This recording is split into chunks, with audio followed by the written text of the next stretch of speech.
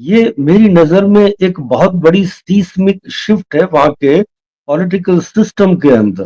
اور اس نے بڑے اوپنلی ریجیکٹ کیا زائنزم کو، اور اس نے یہ کہا کہ دیکھیے میں اسرائیل کو as a Jewish state accept نہیں کرتا، میں اسرائیل کو ایز اے اسٹیٹ جہاں ہر سٹیزن کو برابر کے رائٹس ہیں، جیسے امریکن اسٹیٹ میں ہر سٹیزن کو برابر کے رائٹس ہیں، ایز دیٹ اسٹیٹ میں اسرائیل کو ایکسپٹ کرتا ہوں۔ دیکھیے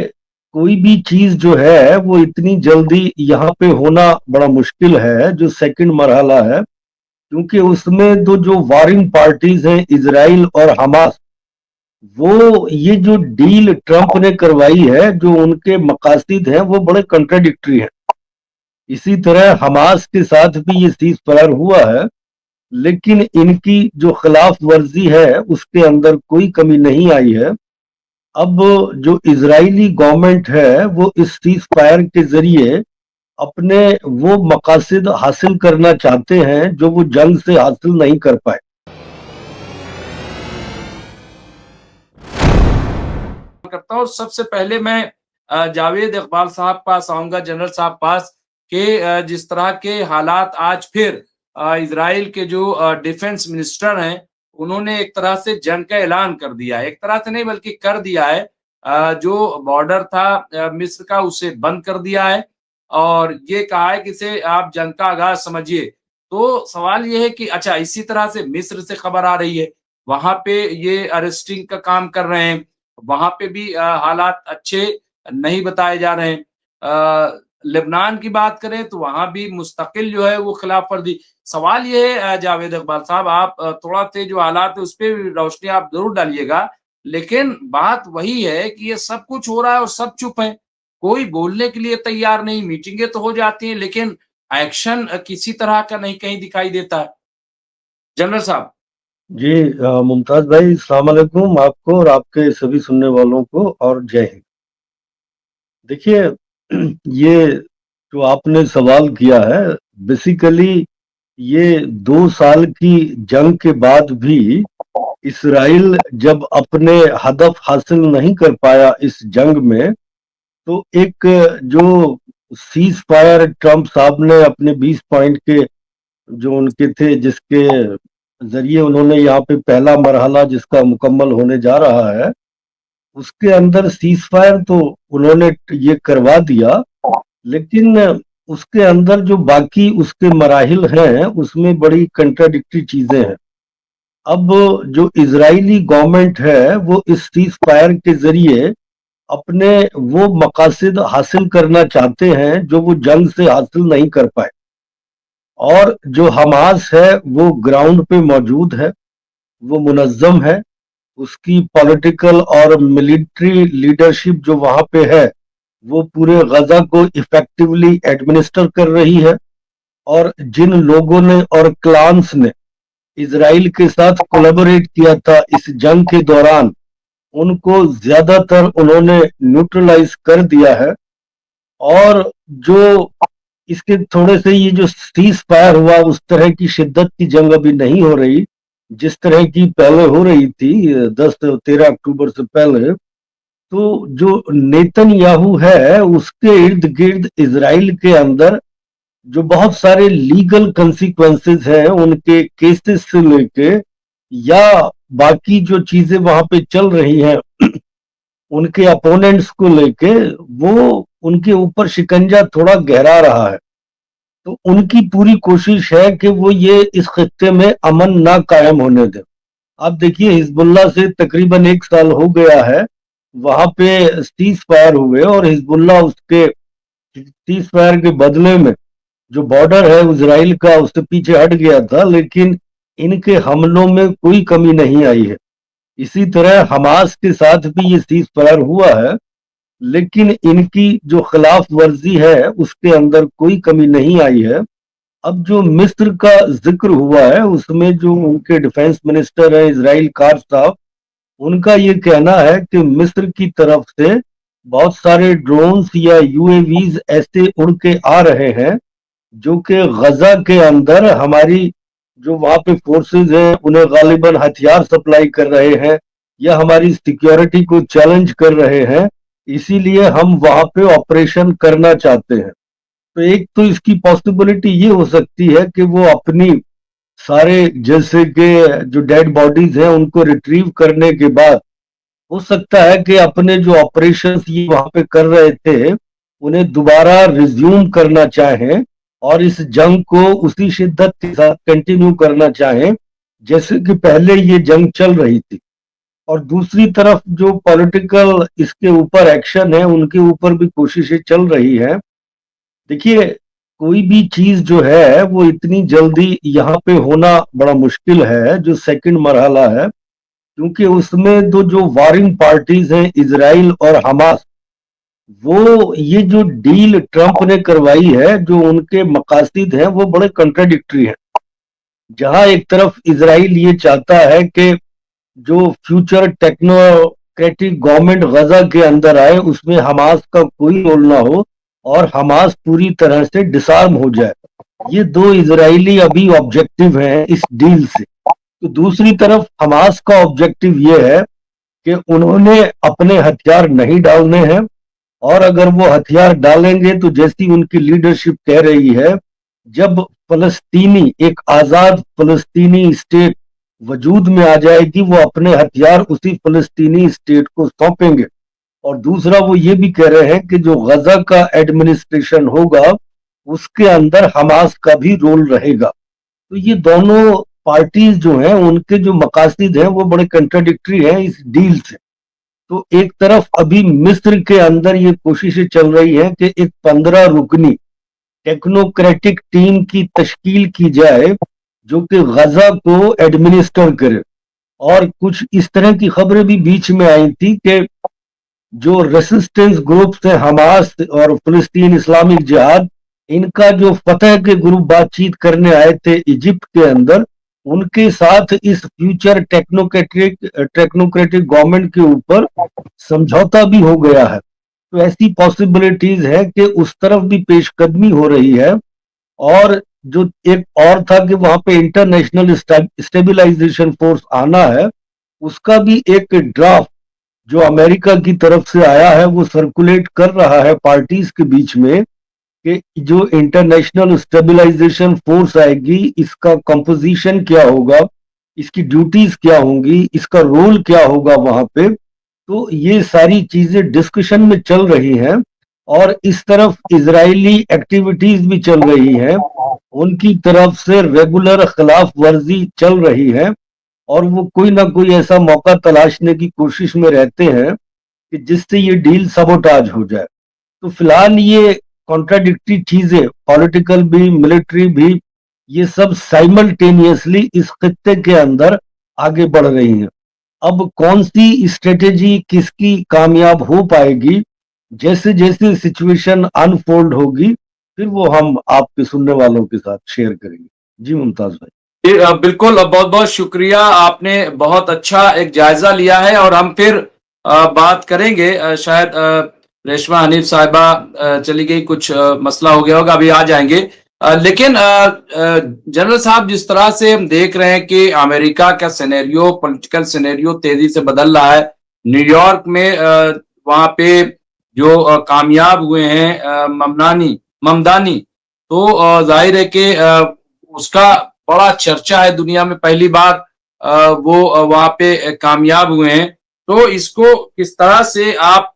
देख रहे हैं कि क्या अभी जयदीप सिंह मुंडेला साहब ने जैसे कहा कि वहां पे जो हार है उसको दबाने के लिए, उसको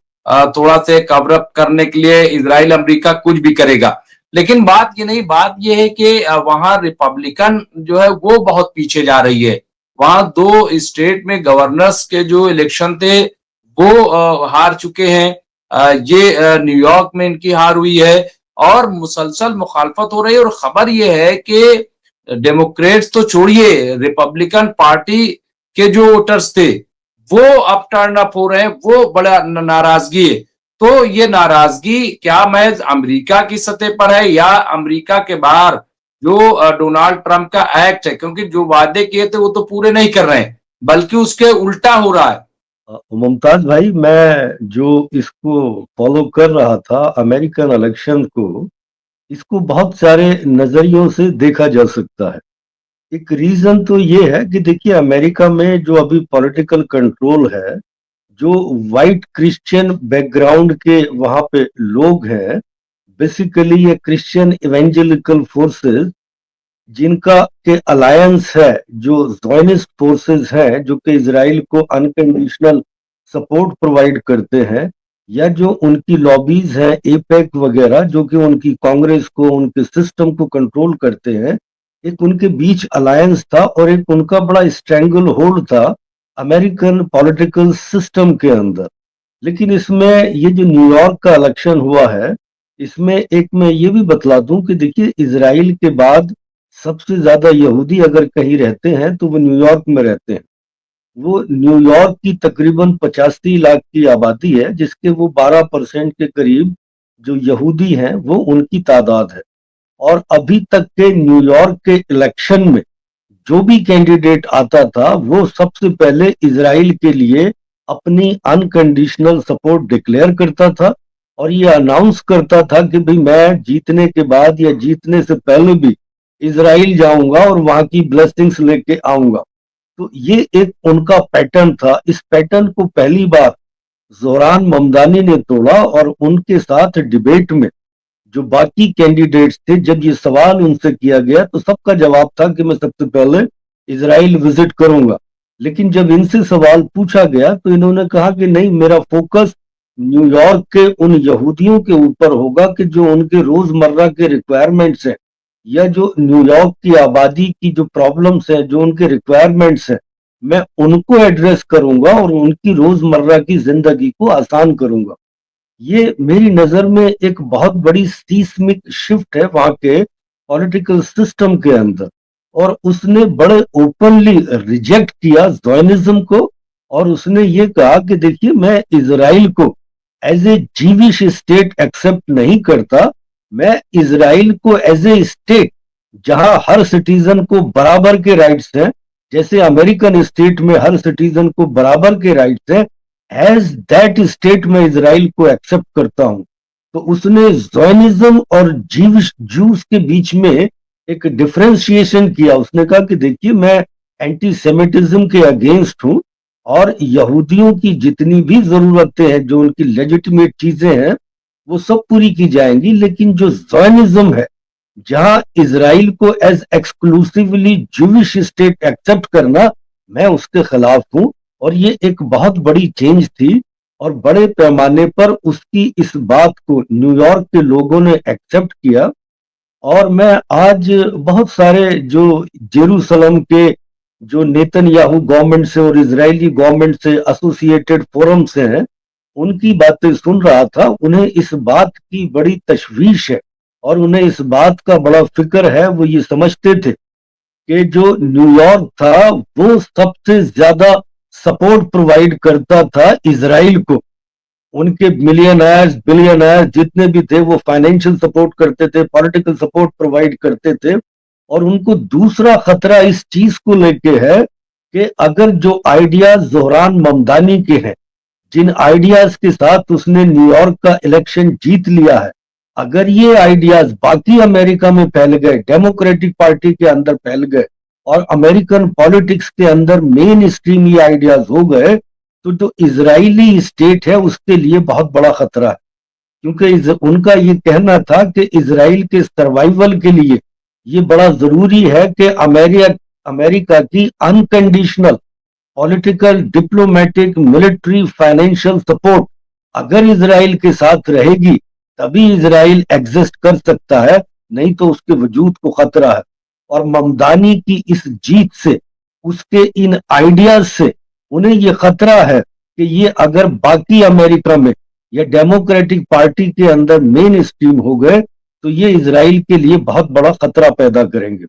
और दूसरे उन सभी की मैंने एक बात देखी, जो रब्बाइज वगैरह न्यूयॉर्क के थे जो ममदानी से मिल के आए थे, उनमें एक ये बात बड़ी थी। वो ये कहते थे कि उससे मिलने के बाद हम उससे इंप्रेस हुए बिना नहीं रह सके। वो बड़ा टैलेंटेड और स्मार्ट पॉलिटिशियन है और उसकी पर्सनालिटी बड़ी अट्रैक्टिव है, तो वो लोगों को इन्फ्लुएंस करता। ये सारे वो बात कह रहे थे اور ان کی نظر سے ایسا لگ رہا تھا کہ اس میں وہ پوٹینشیل ہے کہ وہ امریکہ کو فیوچر لیڈرشپ پرووائڈ کر سکتا ہے. حالانکہ ایک اس کے ساتھ ہینڈی کیپ یہ ہے کہ اسرائیل میں امریکن پریزیڈنٹ کے لیے یہ ایک لا ہے کہ اس کو امریکہ میں ہی پیدا ہونا چاہیے، جبکہ یہ امریکہ میں پیدا نہیں ہوا ہے اور اس کو سٹیزن شپ بھی امریکہ کی 2018 میں ملی ہے. لیکن اس کی پرسنالٹی کی، اس کی کرشمہ کی یہ بات تھی کہ اس نے نیو یارک کے جتنے بھی ڈائیورس گروپ تھے ان سب کو موبیلائز کر کے اپنے ساتھ جوڑ لیا. اور یہ ایک ایسا پولیٹیشین تھا جس کے ساتھ 1 لاکھ سے زیادہ والنٹیئر لوگ تھے جو بنا کسی پیسے کے اس کے ساتھ کام کر رہے تھے. اور اس کے اندر ساؤتھ ایشینز بھی تھے، اس کے اندر لاٹینو بھی تھے، بلیکس بھی تھے، اور یہودیوں کی بھی 1/3 کے قریب تعداد اس کے ساتھ جڑ گئی تھی. اس نے نیو یارک کے جو عام انسانوں کی ضرورتیں تھیں، جو ان کی تکلیفیں تھیں، جو اپنا فوکس ان کے اوپر ایڈریس کرنے میں لگایا. تو جو طاقتور طبقے تھے نیو یارک کے، جو سارا وہاں کا سسٹم کنٹرول کرتے تھے، سارا پیسہ، سارا میڈیا، سارا پولیس ڈپارٹمنٹ، سارا پولیٹیکل سسٹم جن کے ہاتھ میں تھا، اس نے اپنے اس اسٹرگل کو ایک ورکنگ کلاس ورسز بلینئر، پیسے والے، طاقت والے، اس میں ایک ٹرن کر دیا اور سارے لوگوں کو موبیلائز کر کے انرجائز کر دیا. اور اس کی سب سے بڑی بات تھی کہ جیسے اس نے اسرائیل کے اوپر بڑے بے باک طریقے سے اپنی بات رکھی، جو بات اس نے مسلمانوں کے بارے میں کہی اور انڈیا کے بارے میں بھی کہی، میری نظر میں وہ بھی بڑی میننگ فل ہے. اس نے مسلمانوں کے بارے میں یہ کہا کہ دیکھیے 9/11 کے بعد مسلمان ایک شیڈو میں اپنی زندگی جی رہا تھا، نہ کہ صرف نیو یارک کے اندر بلکہ پورے امریکہ کے اندر. وہ اپنی پہچان کو چھپاتا تھا، اپنے آپ کو بچاتے ہوئے گھوم رہا تھا. لیکن اپنی وکٹری اسپیچ میں اس نے کہا نو مور، اور تم بھی اس ملک کے اندر اسی طرح کے برابر کے حصے دار ہو جیسے کہ باقی دوسرے کوئی اور لوگ اس میں برابری کے حصے دار ہیں، تو اسی طرح کے حصے دار آپ بھی ہو. اور اس نے اپنی اسپیچ میں جواہر لال نہرو کی وہ اسپیچ جو انہوں نے 14 اگست کی رات میں جب ہندوستان آزاد ہو رہا تھا اپنے الفاظ کہے تھے، ان کو اس میں اس نے بولا. تو ایک طرح سے اس نے جو بات کہی، اس نے انڈیا کے ساتھ اپنا رشتہ بڑے واضح طور سے سامنے وہاں پہ رکھا. اور جس طرح سے وہ وہاں کے مندروں میں گیا اور وہاں کی ہندو کمیونٹی سے ملا اور پجاریوں سے ملا، اور ان کے سامنے اس نے یہ بات رکھی کہ دیکھیے میں ہندو ہیریٹیج سے آتا ہوں، میری ماں کا سارا خاند ہندو ہیریٹیج ہے، اور میں رکشا بندھن، دیوالی، ہولی سب مناتا آیا ہوں، تو میں تمہیں میں سے ایک ہوں، تمہارا ہی ایک حصہ ہوں. تو اس کی ان کوششوں کا مطلب میری نظر میں اس نے اتنا بہترین اپنا کیمپین رن کیا، اور وہ بہت ہی نڈر، مطلب بہت ہی بہادر اور نڈر ایک ایسا لیڈر ابھر کے آیا ہے جس نے اپنی پہچان کو بڑے مضبوط طریقے سے سامنے رکھا کہ ہاں میں مسلمان ہوں، جس نے زائنزم کے خلاف کھل کے بات کہی کہ میں اسرائیل کو as a Jewish state accept نہیں کرتا، یہ جو جینوسائیڈ فلسطینیوں کی ہو رہی ہے میں اس کے خلاف ہوں. یہ ایک بہت بڑا چینج ہے جس کا کہ بہت بڑا کریڈٹ میں سمجھتا ہوں کہ اس کی فیملی کو بھی جاتا ہے، جنہوں نے کہ اس کی اس طرح سے تربیت کی. اس کی مدر، اگر آپ دیکھیں میرا نائر، میں ایک چیز یہ دیکھ رہا تھا کہ انہوں نے اپنی فلموں کے ذریعے جو مارجنلائزڈ لوگ تھے سماج کے اندر، وہ کس طرح سے اپنی زندگی جیتے، ان کی کیا پریشانیاں ہیں، ان کو ڈپکٹ کیا تھا، ان کو پروجیکٹ کیا تھا. اور اس کے فادر ایک بہت ہی انٹلیکچوئل انسان ہے اور بڑے فارم کنوکشن والے انسان ہیں، اور انہوں نے اپنی کتابوں کے ذریعے اور اپنے لیکھوں کے ذریعے بھی جو اپنی بات کہی تھی، یہ ساری چیزیں زہران کے اندر دکھتی ہیں. اور اس نے ایک چیز مجھے بڑی اچھی یہ لگی کہ اس کا جب میں کیمپین دیکھ رہا تھا اس میں بالی ووڈ کا ٹچ تھا. وہ ایک ملٹی لنگول ہے، وہ بنگالی بھی بول سکتا، ہندی بھی بول سکتا، انگلش بھی بول سکتا، اسپینش بھی بول سکتا، عربک بھی بول سکتا، افریقان بھی بول سکتا. اور اس نے ہر ووٹر کو ان کی زبان میں ایڈریس کیا اور انہیں اپنے ساتھ سے अपने साथ जोड़ा, और जो उसकी वीडियोस आती थी और जो उसकी पिक्चर्स आती थी, मुझे उसकी माँ के डायरेक्टोरियल रोड का इन्फ्लुएंस उसमें दिखता था कि किस तरह से उसने पर्दे के पीछे रह के अपने बेटे के लिए इतनी बेहतरीन प्रोडक्शन की वो उसकी शॉर्ट फिल्म्स वगैरह बनाई, जिसने लोगों के दिलों को छुआ। तो मेरी नजर में ये एक बहुत बड़ा फेनोमेनन है, अमेरिका की हिस्ट्री में ये एक बहुत बड़ा टर्निंग पॉइंट है। वहां के जो मार्जिनलाइज सेक्शन थे,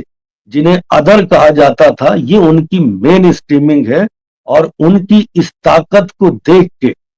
जिनका अभी तक अमेरिका के ऊपर कंट्रोल था, Zionist forces, Christian white evangelical forces, उन्हें अपने फ्यूचर को लेके काफी तशवीश है, और वो अभी ये कह रहे थे कि हम इसके गलती करने का इंतजार करते हैं, ये मेयर बन के किस तरह से काम करता है, इसकी हर हरकत पे नजर रखेंगे, और जहां भी मौका मिलेगा हम इसको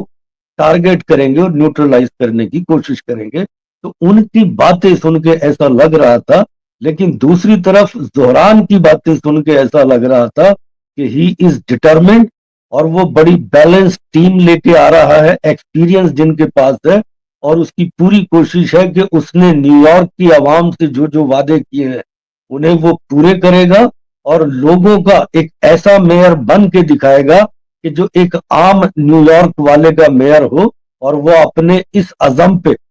कायम है, और इसी उम्मीद के साथ वो आगे बढ़ रहा है। जी मुमताज।